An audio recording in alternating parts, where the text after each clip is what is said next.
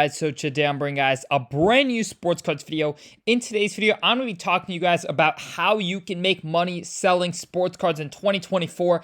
Some tactics that I've been using really recently that have been super profitable for me and could be for you as well. Before we get into that, I did want to say real quick, this week's giveaway is a Stephen Curry Upper Deck rookie card in a PSA 9. It is this exact card. It is around a $150 card. If you guys want to enter, all you have to do is subscribe, like this video, follow me on Instagram at It's Kanalahuja, and comment the word done down below once you follow those 3 easy steps. So once again, subscribe, like the video, follow me on Instagram, and comment the word done. Once you've completed those steps, you will be entered, and be sure you have completed all the steps because our last winner for the Anthony Edwards, we had to pick a second winner because the winner was not following me on Instagram as well. So make sure that you followed all the steps to be entered. Now, without further ado, we are going to hop right into the video. So the first big tactic that I've been using recently has been grading new products. If you look at some of the ratios, a lot of people currently in the sports card scene, if you're new to sports cards watching this video, a lot of the times in recent years, raw cards have been selling super strong, and it has not been as profitable to grade sports cards. But I found some very cool niches that I think have made me a lot of money and a lot of other people a lot of money, which is with newer products, stars who are not rookies, buying their low pop cards and grading them and being first to market is super profitable, at least currently as the market stands. If you look at, for example, a Jalen Brunson 2023 Prism Orange Wave, this card's out of 60, fairly new card. Ungraded, this card is selling for, between $10 and $40. If you're looking for a clean copy, you might have to pay it closer to 40, say $30 to $40. In a PSA 10, this card is almost a $200 card. So there's such a large margin to be made if you are first to market and grading these cards. And even PSA 9 get pretty strong premiums because these are cards that end up in collectors' hands.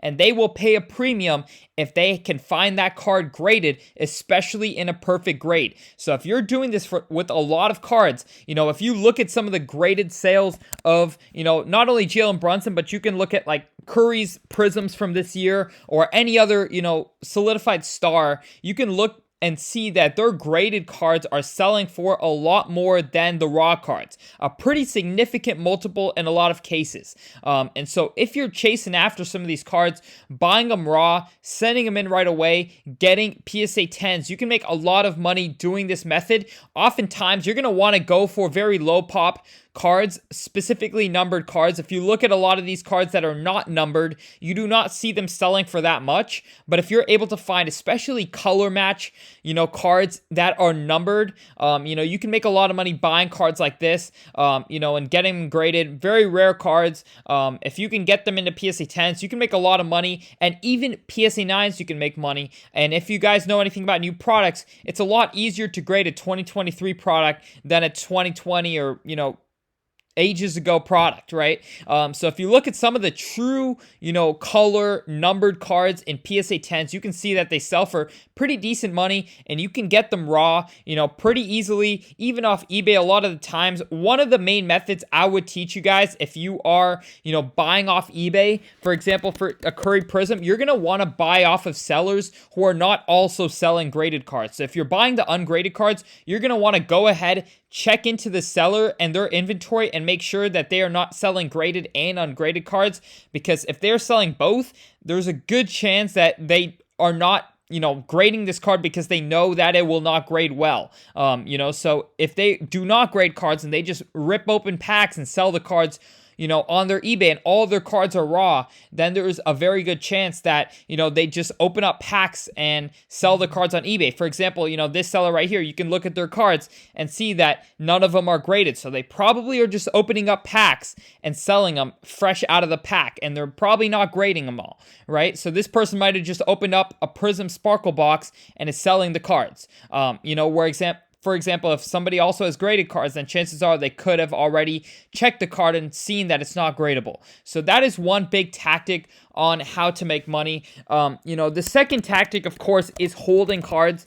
So during the off season, you can obviously know that, throughout usually at the beginning of the offseason is when a sport will bottom out in price. And throughout the offseason, you're going to see their prices go, the overall sport go up. So you can see basketball right now, it is starting to get a little bit closer to the season. And so, the basketball chart right here, as you guys can see with the 30-day graphs and the 90-day graphs, they're starting to go up. Football as well. Football season's upcoming. It's coming up. We're entering training camp, and we are seeing prices shoot up.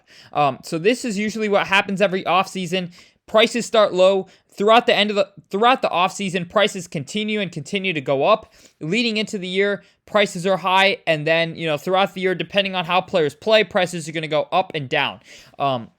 So if you're holding cards, you want to buy at the beginning of the offseason, sell at the end of the offseason. That is the best way to make money. You can go after guys who maybe were injured the past year, had bad years the year before, and are looking to bounce back because their prices are currently pretty low. You saw Ja Morant obviously he's had a lot of struggles these last couple of years. His cards were super, super low, and now they're starting to bounce back up. We've seen that with a lot of other players. And of course, guys who had great years last year, for example, Jalen Brunson, he was a breakout star.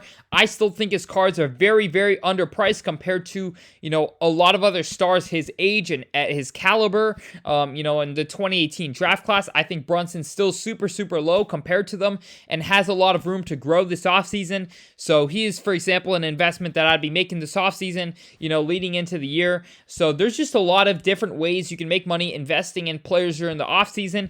Overall, it's very hard to lose money during the offseason if you're picking the right guys, picking the guys who are going to be hot throughout the offseason and buying the right cards. I have plenty of other videos going more in depth into that, but this video is more so an overview, so I don't want to go too deep into any one of these tactics, but I've definitely made videos on all of these tactics, in the past. Now, of course, the next up is going to be flipping cards. Now, that is probably at this point the most I wouldn't say profitable because it really depends. A lot of people, it depends on your capital amount, but I will say if you are a semi-new investor and you're just looking to build up your capital, learn the sports card market, and you don't have as much to invest, flipping cards is definitely the best way to go about it. Now, a lot of ways you can do that. I would say Facebook groups, Instagram, card shows, of course. It's pretty much looking at a card, seeing a comp. So, for example, if you look at a Michael Jordan Fleer 1986 PSA 8, you see that it is selling for a certain amount of money.